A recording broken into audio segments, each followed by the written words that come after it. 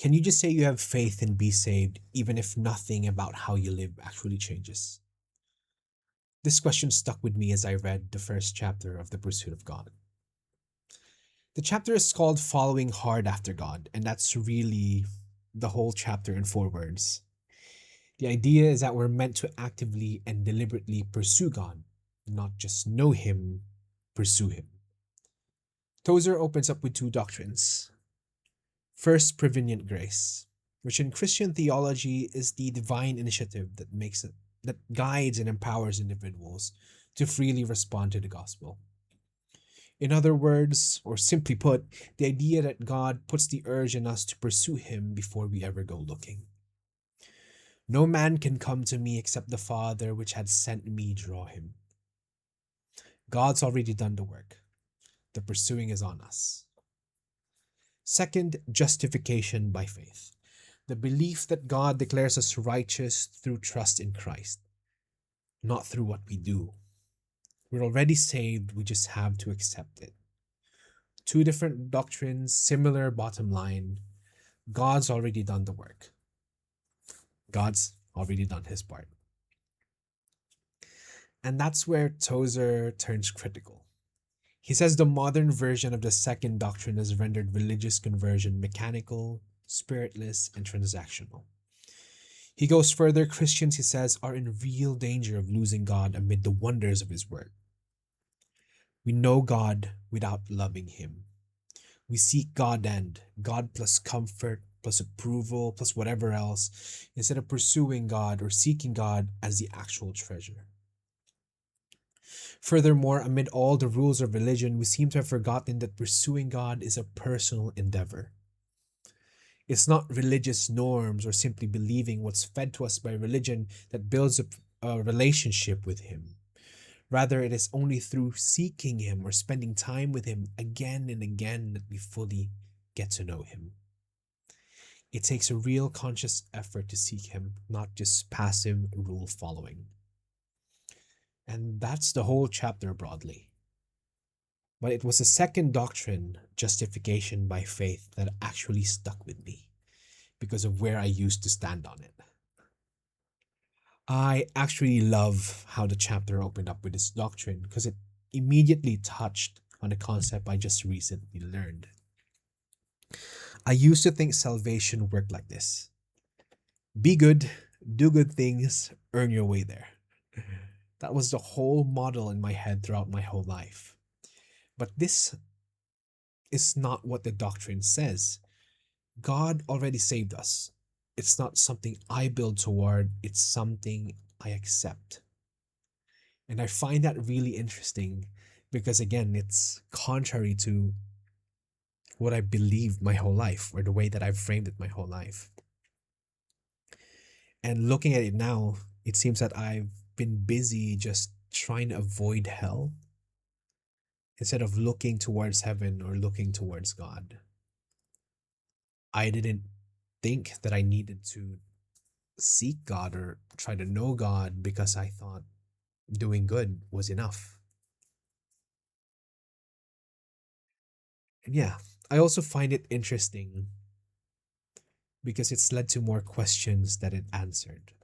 For instance, how can faith alone be enough?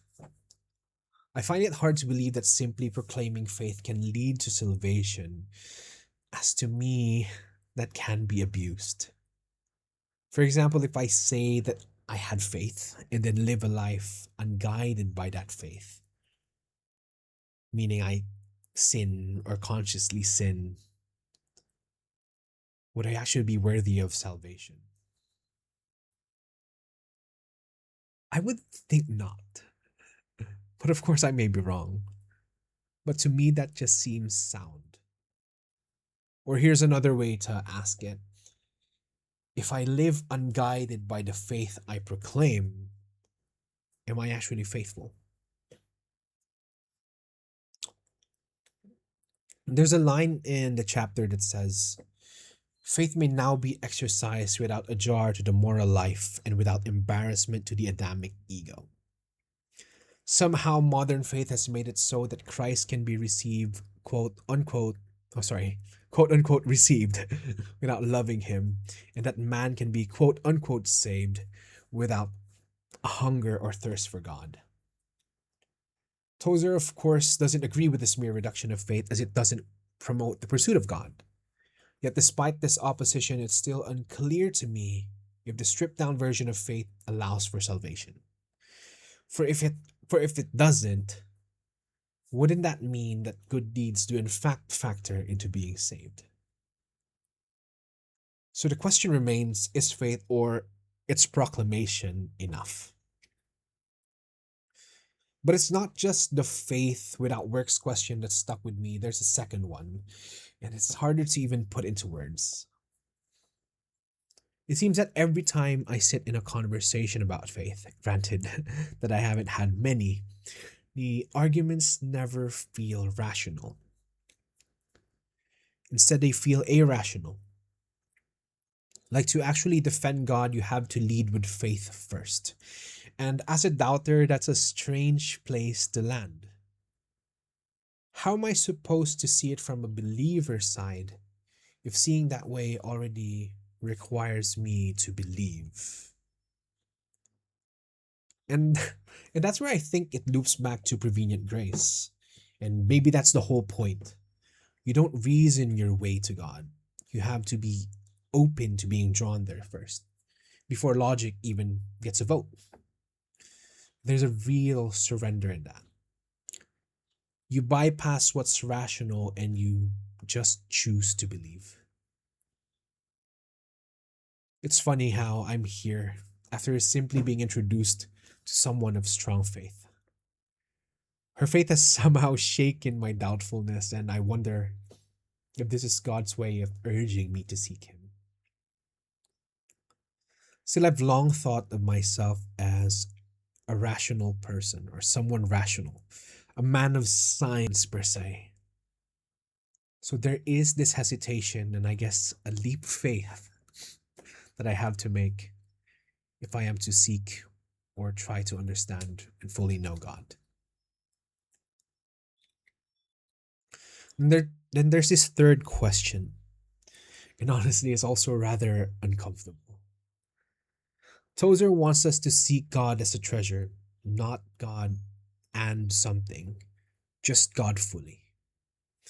And as worldly as I am, I don't know what to do with that. As weird as it is to say, pleasure is pleasure. So, is there a threshold of what I'm allowed to enjoy? Does pursuing God mean giving up on the ordinary enjoyment of life? Or am I being too extreme with what pursuit actually means? I don't have answers yet. And I'm hoping chapter 2 or the rest of the book clears some of this up. I'll be honest though, a lot of this is very new to me. I've been a Christian my whole life, but I admit I've never actually tried to understand and seek God before. I've worn doubter as a badge for a very long time. So take everything I say with that in mind. But I still am curious and I want to know. If you've read this chapter of the book or are further into Christian life than I am, is the proclamation of faith enough for salvation? Let me know in the comments. Thank you.